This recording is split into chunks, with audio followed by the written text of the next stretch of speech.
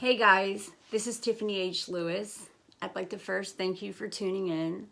Secondly, I know that this isn't live and I am doing that on purpose because I have a heavy message or two or three that I really need to express to you guys, but I would get easily distracted with questions and or comments. So please feel free to ask any questions or comments after the completion of this video. All right, here we go. So many of you know that I have a radio show called Be the Change. Maybe you do or do not know that I have a second radio show called Decoding the Unknown. Both are on Clear Source Radio and both are on iHeartRadio. All you have to do to find them is just type in Tiffany H. Lewis, Be the Change, or Tiffany H. Lewis, Decoding the Unknown. It really doesn't matter. It's super easy to find. All right. So in the Decoding the Unknown show, and sometimes even on Be the Change, I expose things that I think that everyone should be aware of, because these things, you know, they could kill you, they could harm you, they could kill your children, they could harm your children, your children's friends, okay? And specifically right now I'm talking about challenges. And the reason that I'm discussing this topic with you tonight, and the reason that I did not do the episode of Decoding the Unknown last night, was because I was not finished with my research yet. And I'm still not all the way there, but I will be by next Friday. So Friday, March 8th, you can expect an episode of Decoding the Unknown at 8 o'clock p.m. Central Standard Time on Clear Source Radio, and it'll be on iHeart the next day. So let me get right down to the point and try to keep this as short and sweet as possible, even though it is an extremely sensitive subject. All right, so let me start by saying this. I have a son. Yesterday was his birthday. He turned 13 years old. 13 years old. And we begin to have this intellectual, healthy debate about, you know, what is the square root of 10, and do you like robots, and do you know how to build a motherboard? And, you know, I challenge him because I want him to be extremely intelligent on every level.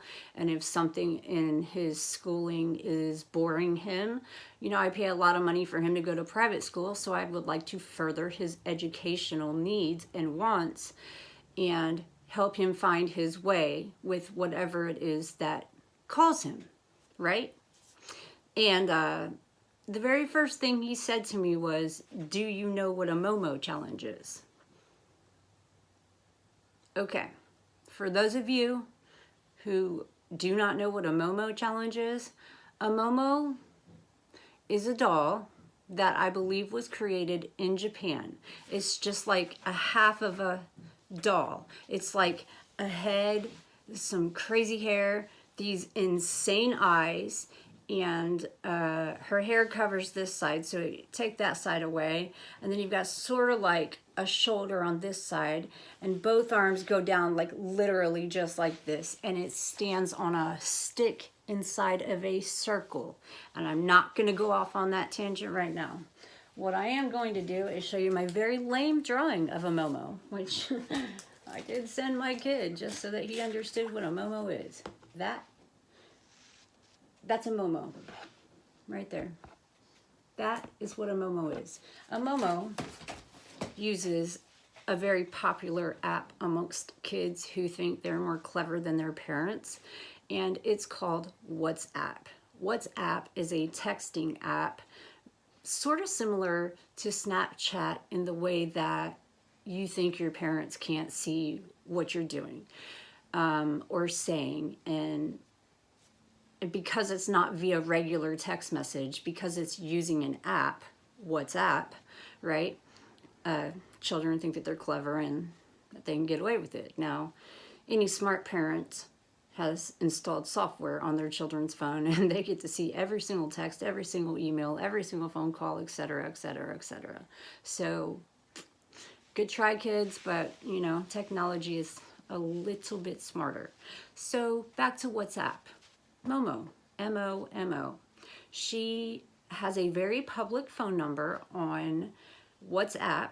It's all over the internet, super easy to find. It's not even on the dark net or the deep net. It's just like, just type it in, Google it. I mean, I wouldn't advise it, but there you go. Anyway, you send her a text, okay? And instantly, I mean, obviously, either a possessed doll, okay, a poltergeist, or a human, or a robot replies to you. Turns out it's this like 50-day challenge, right? And you know, I've heard a lot of variations of stories about how this actually transpires and how it goes down, but just like the blue whale challenge, and you know, just like most of the other challenges out there, it's for an extended period of time of like a month. And in that month, or 50 days for instance in this case, you know, you are to do certain things, and as you kind of gain the poltergeist and or robot and or human behind that robot's trust, you have to begin doing things and taking screenshots of them. So stand on top of a building and take a picture and send it to me so I know that you did it. If you don't, I will kill you. Flat out. That's how it is. And if you do enough research, you'll see a lot of really scary stories about how people just went and they just disappeared. You know, they sent a text. Even people who were just playing pranks on each other disappeared. And, you know, police were called, CSI was called, and the people are just gone. So I think that we're dealing with a demonic force here, but I'm not going to go there too much. I know a lot of my friends and listeners are extremely religious, and I don't want to touch on that too much right now. I want to stick to the focal point. All right. So we started with the blue whale challenge, right? And technically it started before that. We started with children taking their own life by the hand of suicide and posting it on Facebook Live.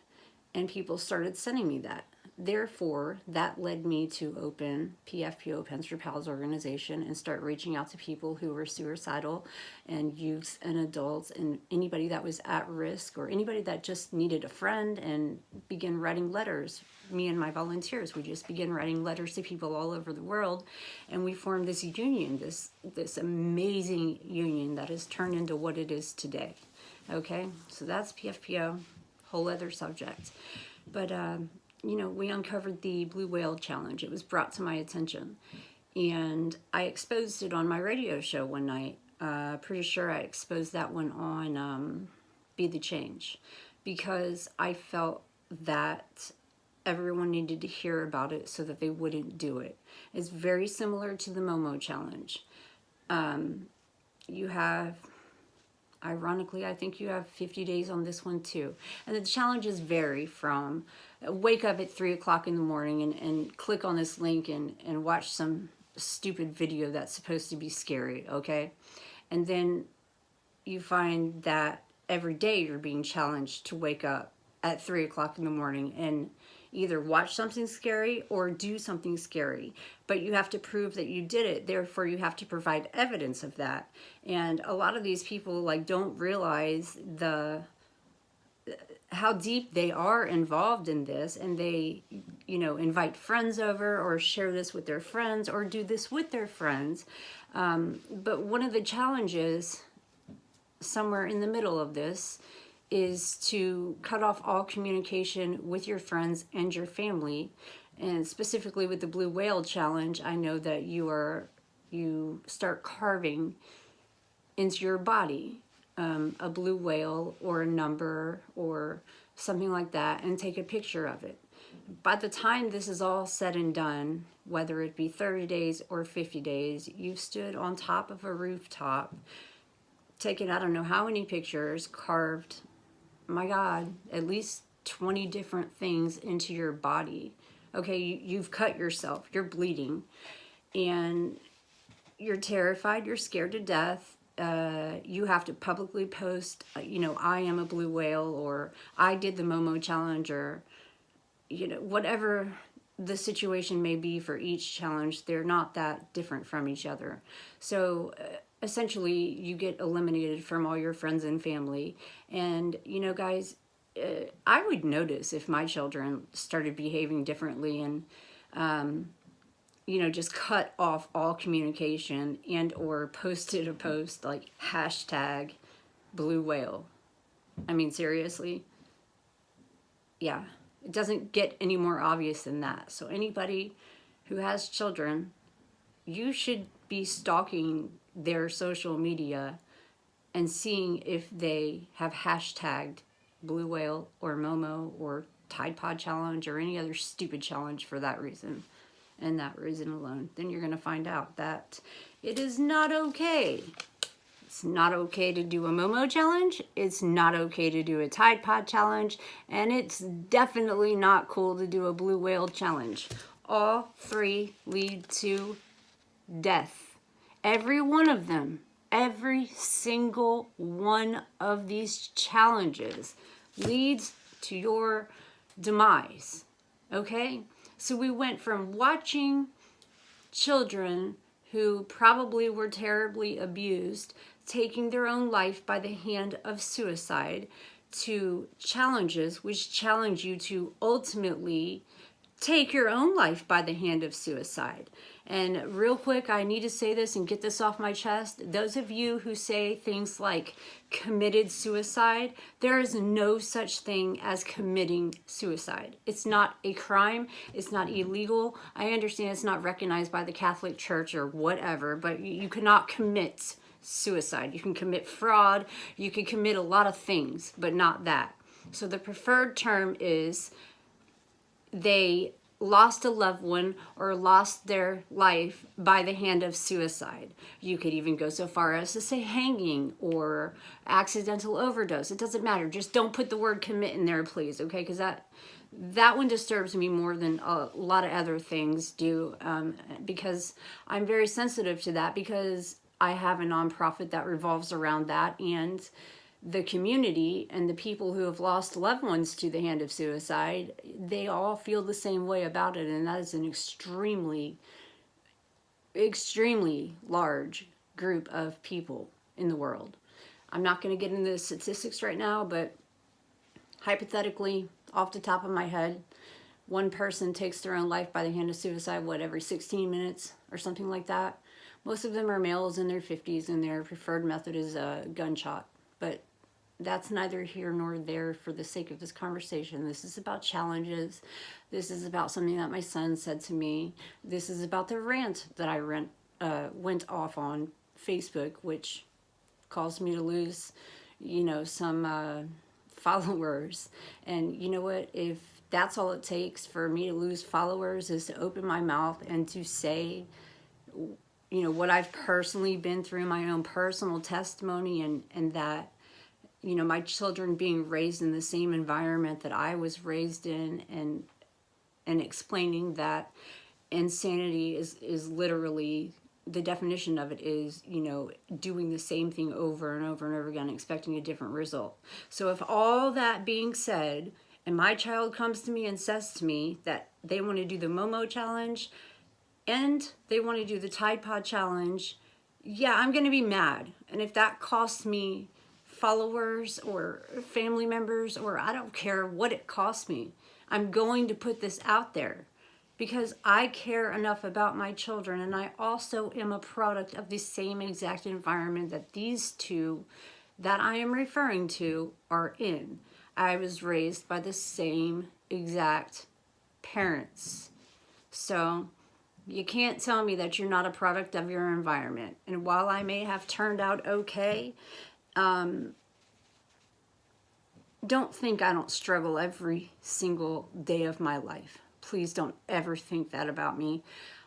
We all have good days and bad days, but when you are exposed to the extent of abuse that I was exposed to, and still to this day am, even though I've created what I would consider healthy boundaries and gotten a lot of help over the years to try to help cope with this, it still leaves me with PTSD and anxiety, but that's not the point.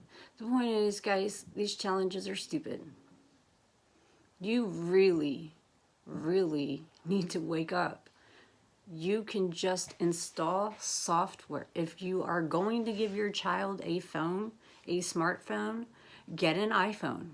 please listen to me. I know some of y'all are like, I want an Android or a Samsung or whatever, but listen, if you get an iPhone, there is software that you can install on it that will literally show you every app, every text, every message, every phone call, every single picture, every single word. It will come straight to you. You will be listening third party without them even knowing this, okay? Their phone rings, it notifies you, you pick up and you listen, you're muted, so they don't even know that you're on the line. Every text that they get sent or picture or whatever comes straight to you as well.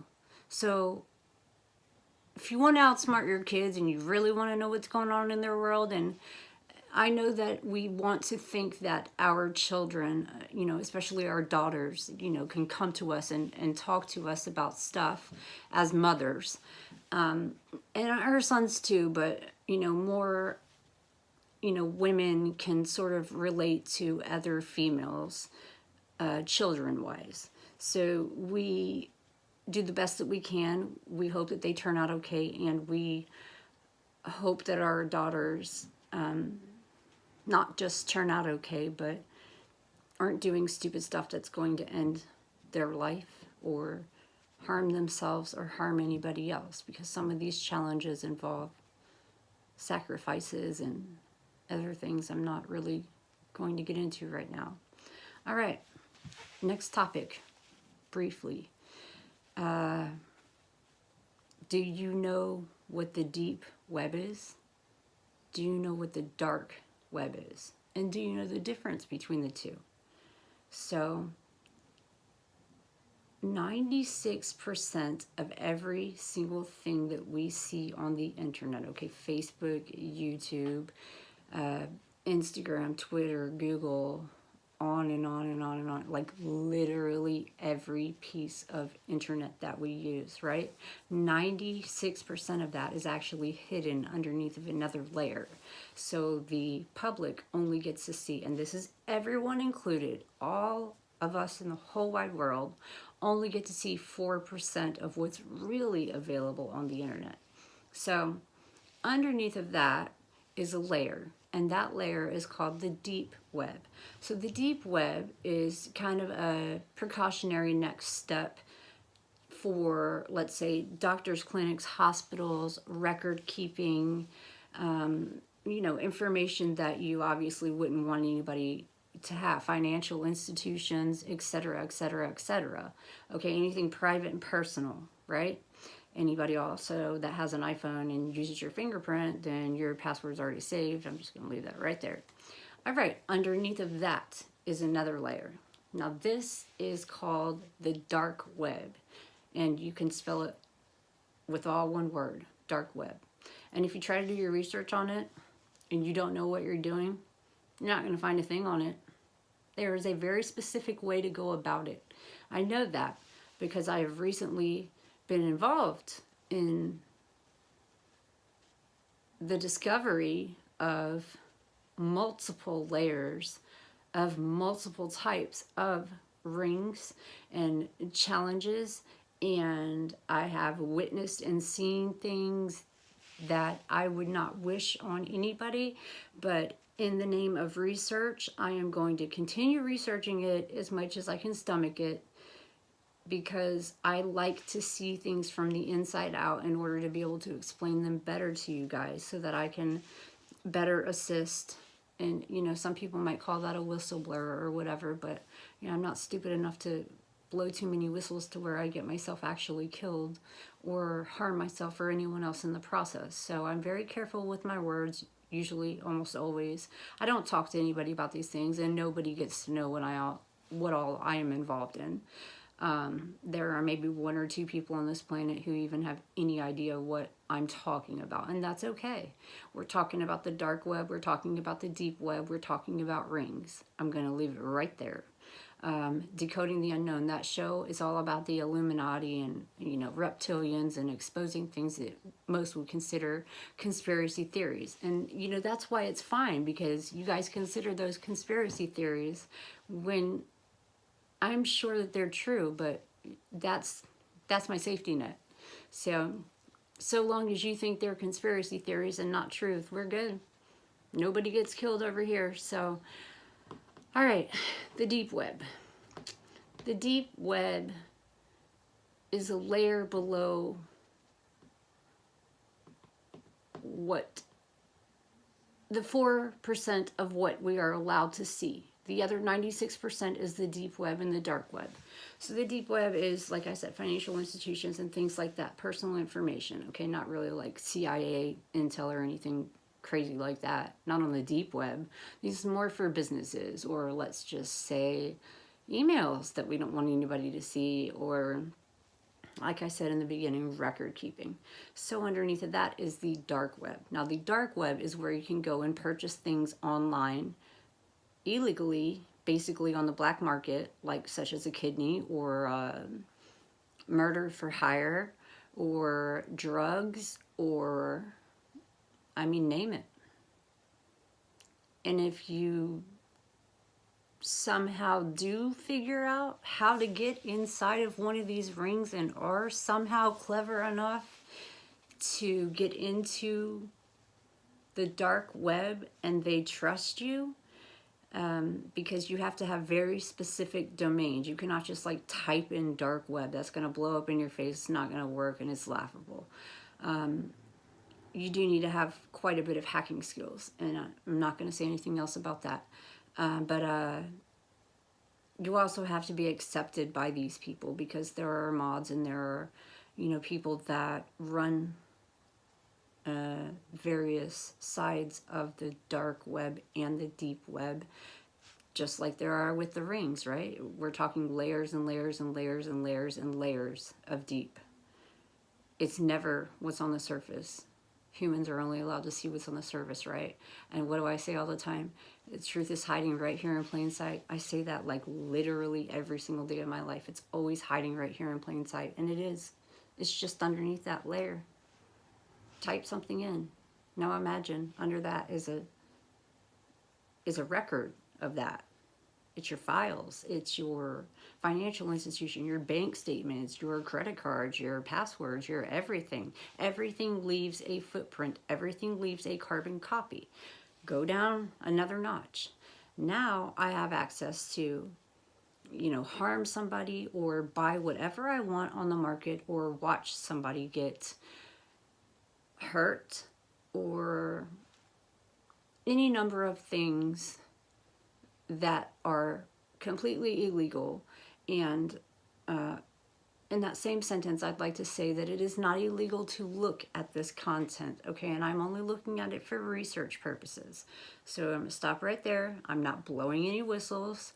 I am only looking into things that I am comfortable enough to look into while waiting on permission. And as the days go on, I am being granted more and more and more and more permissions from things that are supposed to be deleted. Why? Because that's the 4%. And the 4% of us think that if some platform says that comments are disabled or deleted, scratch the surface a little bit, come down a notch, and wait a day, you will automatically have access to those comments that are supposedly not there. That's all I'm going to say about that. I do not want to put myself or anyone else in danger. All right. Again, not blowing whistles here, guys. Just exposing the fact that of how easy it is to get involved. I am no master hacker by any means, but I'm also pretty computer savvy and internet savvy, and yeah, I have some technical skills that I think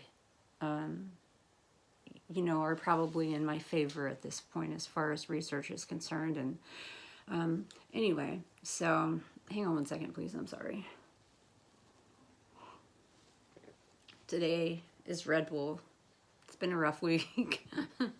Trying to have some wings. But all right, that's the Momo challenge.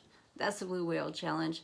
That's the Tide Pod challenge, and I really didn't even go there, and I'm not gonna go there because I will get angry And, you know, I've said enough already. I've said too much already. I've said what I needed to say about it in anger on Facebook. And like I said, I lost a lot of followers, or whatever they're called on Facebook. People who, I guess friends. I guess I lost a lot of friends on Facebook over my posts. And I don't care. You know, if you want to unfriend me because I'm telling the truth, okay, unfriend me. You know, it's not going to hurt my feelings. You obviously weren't a true friend anyway, and that's just less drama for me. So feel free. For those of you who have always supported me and always will support me, please hear me. It is extremely easy, and our kids are smart. I mean, they're growing up in a generation full of iPhones and robots and robotics and STEM, and, you know, they don't even teach cursive anymore, and they're teaching kids how to do math this really crazy way that it does make sense, but it still blows my mind. But and then you gotta realize, like, everything that we learn in school, how much of that is actually true. Okay, I'm not going to go any deeper on that one, but what I do know is that kids tend to follow other kids. So the word challenge right there in itself is like telling a teenager, or, well, I mean, my son is 13, so I guess it technically makes him a teenager, okay? So let's just say I have 4 teenagers, and if you tell any teenager what not to do, what exactly are they going to do? We all know the answer to that question. So you can try to talk to him about it. You can, you know, try to explain it. You want to be available to answer the questions before they ask it. You need to approach it head on, and you need to explain why this is not okay, why these challenges are not funny. Do yourself a favor and do quite a bit of research on each one of these challenges. Those 3 that I keep naming are the predominant ones right now, but God knows they're going to come up with 4 more clever ones by the time I finish this video. But anyway, look, I'll get into more of this on Friday, March 8th, on Decoding the Unknown. I know this video has been very long and maybe even, like, you know, painstakingly horrific to listen to, but I really haven't even literally scratched the surface. Just talk to your kids.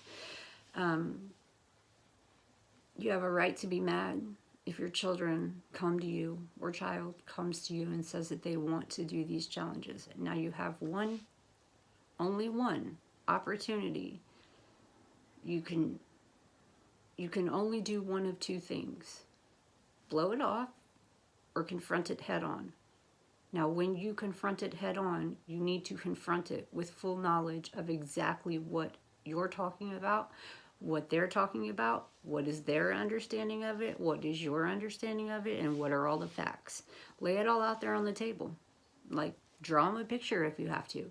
Okay, this leads to this, leads to this, leads to this. This is where it started, this is where it's going, and this is why it's stupid, and this is why you don't do it. And also install some software on your children's phones if you give your children phones. I mean, I was told that my children don't even have access to the internet, and here we are talking about memo challenges, and my 13-year-old wanting to end his life by the hand of suicide, and not only that, but calling it committing suicide based on a Momo and or Tide Pod challenge. Okay, and we could have a whole other video on what Tide Pods do to you. I actually saw a family of 4, a husband, a wife, and 2 boys. One was probably 6, and the other little boy was probably 3. And all 4 of them sat there and ate Tide Pods. The idea with the Tide Pods is that you bite into it, and it makes your mouth numb, and you immediately start vomiting.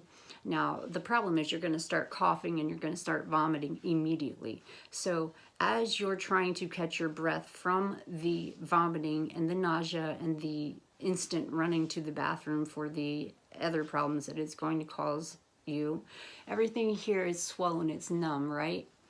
And if you just inhale just the slightest little bit of a breath while this is in your mouth, or even after you've spit it out or vomited it out, doesn't matter. You've got like a whole hour where there's a possibility that you could be inhaling it.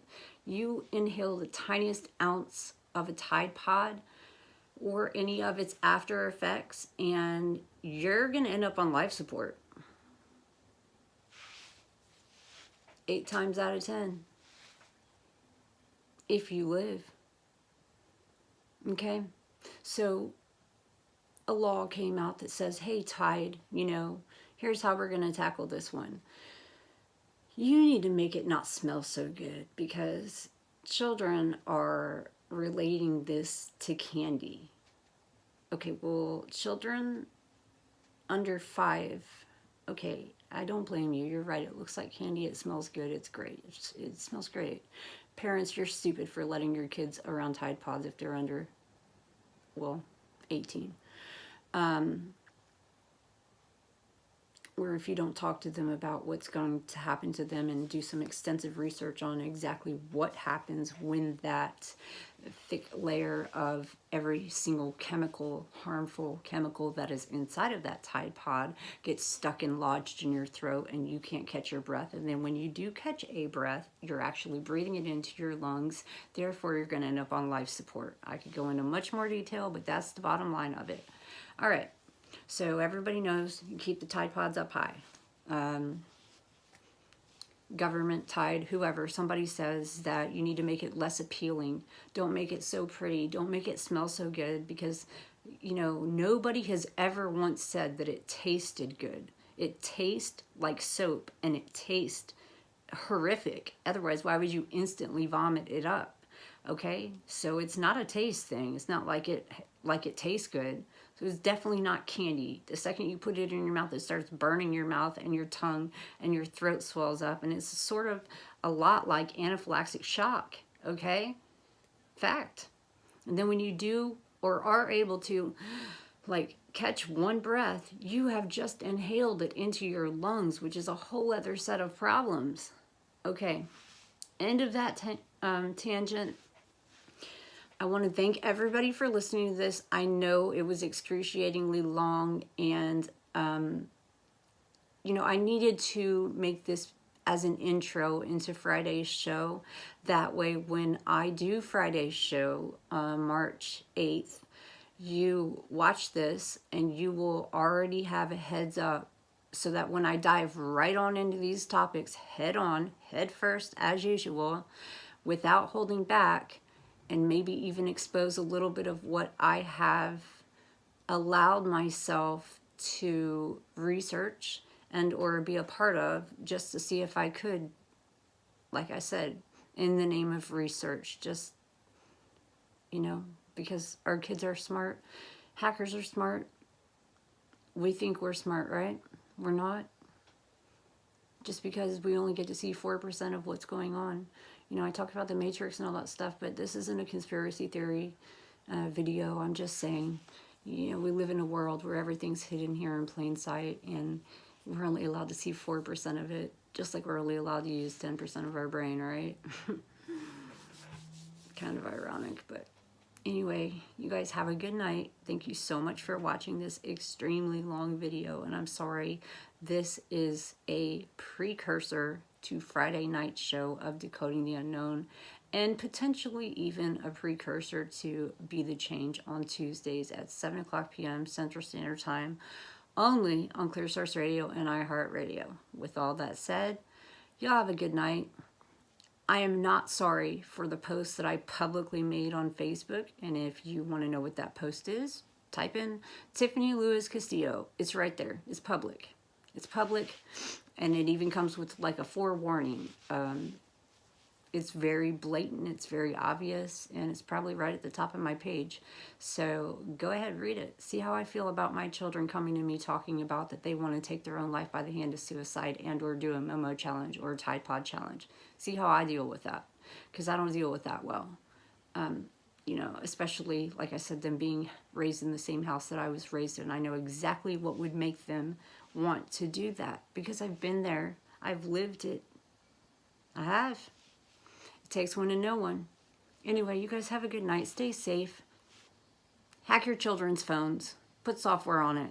Like literally, get online and look up software and buy your kids iPhones so that you can install the software on it.